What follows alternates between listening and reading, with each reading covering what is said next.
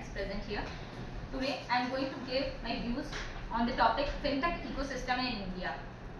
When we hear the word fintech, what immediately comes to our mind? Anyone? Yes. Yes. Actually, fintech is made with two terms: financial and technology. Fintech refers to the process where businesses take the help of technology to augment and enhance the financial services. अब इसमें कई तरह की fintech होते हैं. Fintech companies कई तरह की सर्विसेज प्रोवाइड करती हैं. तो जब भी हम फिनटेक का नाम सुनते हैं तो सबसे पहले हमारे दिमाग में क्या आता है कि डिजिटल पेमेंट्स, फोन पे, गूगल पे, योनो पे. इसके अलावा और क्या क्या हो सकते हैं फिनटेक के types? Okay, so I will elaborate. There majorly 4 or 5 types of fintechs, 4 or 5 types of services that fintechs provide. That is digital payments, कि हम peer to peer payments कर सकते हैं किसी को भी किसी भी वक्त, जो कि हमें प्रोवाइड करते हैं फोन पे, पेटीएम, योनो पे. देन इन्वेस्टमेंट सर्विसेज जैसे कि SBI securities, Zerodha and grow, जहाँ पे हम शेयर्स बाई कर सकते हैं, सेल कर सकते हैं, इन्वेस्टमेंट कर सकते हैं, SIPs कर सकते हैं. देन इंश्योरेंस सर्विसेज लाइक एको इंश्योरेंस, पॉलिसी बाजार, ये हम ऑनलाइन इंश्योरेंस भी ले सकते हैं, SBI general insurance. Then alternative lending channels, not only we can transfer money from one place to another place, we can also lend to someone who is in need. So is there, or there are some other areas too, like banking as a platform, that is YONO, या फिर financial advisory के लिए हम ये लोग use कर सकते हैं फिनटेक का. Now coming to where India stands in the fintech ecosystem.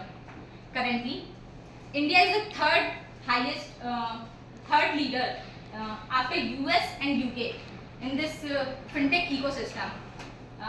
Currently, the adoption rate of fintech in India is 87%, opposed to the average global rate of 64%. Also, almost 70% of the transactions happening in the country are happening on digital platforms. The UPI transactions in our country are growing year on year at the rate of 49%. So the fintech ecosystem in India is growing very fast and also helping our country to reach the GDP of reach the GDP of 5 trillion economy. That is our goal. Now for any arena there are pros and cons too. Firstly, I'll come to the pros. What are the pros of fintech? Can anyone suggest? We all are experiencing it in our day-to-day life. It's easy to use. Yes, easy to use. Faster payments, 24/7 ability.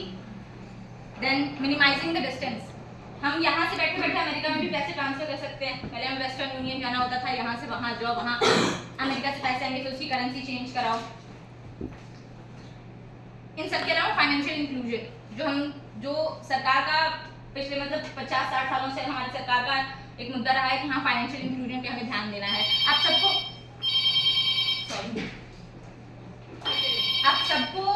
Pranab Mukherjee की वाली speech याद होगी जिसमें उन्होंने कहा था कि हम डिजिटल पेमेंट्स की ओर भाग रहे हैं.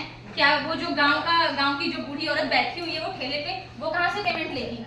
बट अभी हम सब उसमें पोस्टेड और हम सब देख रहे हैं कि वहाँ पे ठेले वाला, सब्जी वाला भी पेमेंट ले रहा है online. So this is the effect of fintech ecosystem in India. पर हर चीज के साथ, हर सिक्के के दो पहलू होते हैं. एक प्रोस है तो एक कॉन्स, उसके कॉन्स भी हैं.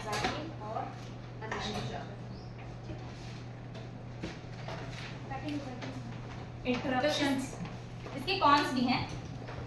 अभी ऑलमोस्ट हम सब ने कभी ना कभी अपने लाइफ में अभी रिसेंट पास्ट में फेस किया होगा कि सबको या तो उनके पेरेंट्स में किसी भी फैमिली मेंबर को ऐसी कॉल्स आती होंगी कि हाँ सर, आपके क्रेडिट कार्ड से इतने का पेमेंट हुआ है, ये ऐप डाउनलोड कर लीजिए, ये PDF हमने भेजा, डाउनलोड कर लीजिए, आपके नाम से वियतनाम से पार्सल आ रहा है, इस पर आपका नाम है और आपको डिजिटल अरेस्ट किया जा रहा है. या फिर किसी तरह के फ्रॉड्स की लिंक पे क्लिक कीजिए, आप फीडबैक देंगे और उनके पैसे कट जाते हैं. तो वही बात है कि फिनटेक हमें हेल्प कर रहा है, तो इसके कॉन्स भी हैं कि साइबर फ्रॉड्स बढ़ रहे हैं, डिजिटल अरेस्ट जैसी घटनाएं हो रही हैं. और डिजिटल लिटरेसी की हमारी कंट्री में इतनी ज़्यादा नहीं है कि जो गांव का बूढ़ा या अनपढ़ इंसान है वो समझ सके कि हाँ उनके साथ फ्रॉड हो रहा है, उन्हें पता भी नहीं चलता। कई बार जो मैंने ठेले वाले की बात की कि वो जो सब्जी बेच रही है औरत या जो ठेले पे ले रहा है आदमी, वो बस स्पीकर पे सुनते हैं कि अच्छा हाँ आवाज़ आ गई, हो गया हमारा पेमेंट। पर कभी कभी ये भी होता है कि लोग बस प्ले कर देते हैं और उनके पास पेमेंट नहीं पहुंचती। So they are at a very vulnerable point, जो डिजिटली लिटरेट नहीं है लोग। अब प्रोज और कॉन्स की बात होगी तो I would like to talk about the way forward. According to the steering committee report of 2019 led by Subhash Chandra Garg, we should also modify our data protection act, जो कि पहले भी data protection act हमारे पास रहा है। हमारा data इस time इतना वल्नरेबल है, किसी को भी कोई भी यूज कर सकता है और हमारे साथ फ्रॉड कर सकता है। तो डेटा प्रोटेक्शन एक्ट को चेंजिंग फिनटेक के साथ हमें चेंज करना होगा कि हाँ उससे कैसे हमारे सिटीजन्स सेफ रह सकें। Regulatory sandbox is a live testing platform जहाँ पे कोई भी फिनटेक कंपनी अपने ऐप को लाइव टेस्ट करती है before giving it to all the citizens of the India. तो अगर वो एफिशिएंट नहीं होगा तो हर्डल्स आते हैं इसके ग्रोथ में किसी भी कंपनी के ऐप के। हम लोग वर्चुअल बैंकिंग की तरफ भी जा सकते हैं ताकि ये जो मोटा ब्रांचेस हैं इनको खत्म करके हम वर्चुअल बैंकिंग की तरफ जाएं। Dematerialization of financial instruments, which will also help us in the sustainable development, in reaching the sustainable development goals. We can also collaborate with other countries like US and UK, which are ahead of us in fintech ecosystem, कि हम risk को कैसे averse करें. And with this, we can also, including all of these things and thinking about all these arenas, we can take the maximum advantage of fintech.